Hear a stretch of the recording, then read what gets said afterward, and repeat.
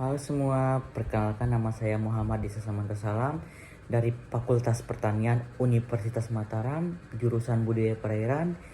Nah, di video kali ini saya akan menjelaskan tentang isi makalah saya yang berjudul Fungsi Pancasila dalam Menghadapi Globalisasi. Nah, apa sih globalisasi itu? Globalisasi adalah fenomena kompleks yang mencakup berbagai aspek kehidupan manusia, termasuk ekonomi, budaya, sosial, dan politik. Secara umum, globalisasi dapat diartikan sebagai proses integrasi dan interkoneksi antar negara di seluruh dunia. Dalam aspek ekonomi, globalisasi melibatkan pertukaran barang dan jasa yang lintas batas, investasi asing, dan pergerakan modal internasional. Di bidang budaya, globalisasi menciptakan pertukaran ide, nilai, dan tren yang melibatkan batas-batas budaya. Adapun dampak globalisasi terhadap masyarakat, dampak globalisasi terhadap masyarakat sangat kompleks dan beragam.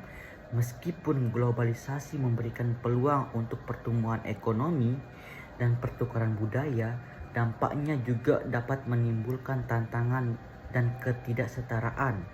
Ada beberapa dampak globalisasi terhadap masyarakat. Yang pertama, ketidaksetaraan ekonomi, perubahan struktur pekerjaan, pengaruh budaya, akses informasi dan pendidikan, perubahan gaya hidup, pertumbuhan gerakan sosial, tantangan keamanan dan kesehatan. Adapun tantangan yang dihasilkan oleh globalisasi, yang pertama, ketidaksetaraan global, kehilangan identitas lokal, krisis lingkungan, ketidakstabilan politik, dan pergeseran nilai-nilai. Nah, selanjutnya saya akan menjelaskan Pancasila sebagai dasar negara. Apa itu Pancasila? Pancasila adalah dasar negara Indonesia yang memiliki arti 5 sila atau 5 prinsip. 5 sila tersebut adalah ketuhanan yang Maha Esa, kemanusiaan yang adil dan beradab, persatuan Indonesia, kerakyatan yang dipimpin oleh hikmah kebijaksanaan dalam permusyawaratan perwakilan, dan keadilan sosial bagi seluruh rakyat Indonesia. Pancasila tidak hanya sebagai teoretis, melainkan juga sebagai landasan filosofis dan ideologis bagi seluruh kehidupan bermasyarakat, berbangsa, dan bernegara di Indonesia. Adapun sejarah pembentukan Pancasila, Pancasila sebagai dasar negara Republik Indonesia memiliki sejarah panjang yang terkait erat dengan perjuangan kemerdekaan Indonesia. Pada awal abad ke-20, Indonesia masih berada di bawah penjajahan kolonial Belanda. Semangat kemerdekaan mulai tumbuh di kalangan aktivis nasionalis yang menyadari pentingnya memiliki dasar ideologi yang menyatukan. Pembentukan Pancasila bukanlah proses yang mudah. Itu melibatkan perdebatan dan tawar-menawar di antara tokoh-tokoh pergerakan kemerdekaan.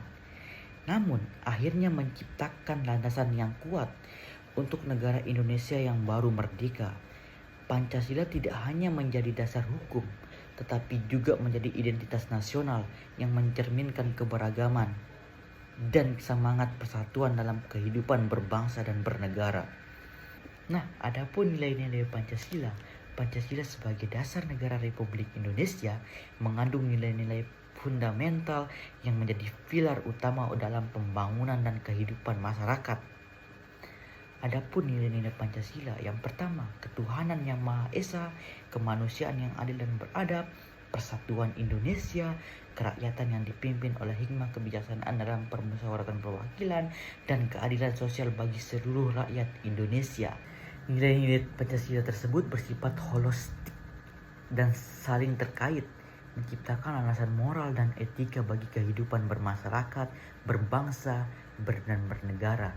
Nilai-nilai tersebut tidak hanya terbatas pada ranah politik, tetapi juga mencakup aspek-aspek kehidupan sehari-hari, termasuk dalam bidang sosial, ekonomi, dan budaya. Pancasila tidak hanya menjadi dasar hukum negara, tetapi juga menjadi panduan bagi individual dan masyarakat. dalam mencapai kesetaraan dan keadilan. Nah, mungkin hanya ini yang saya bisa sampaikan tentang isi makalah saya. Sekian, terima kasih. Bye-bye. Jangan lupa subscribe, comment, and like. Ya guys, bye-bye.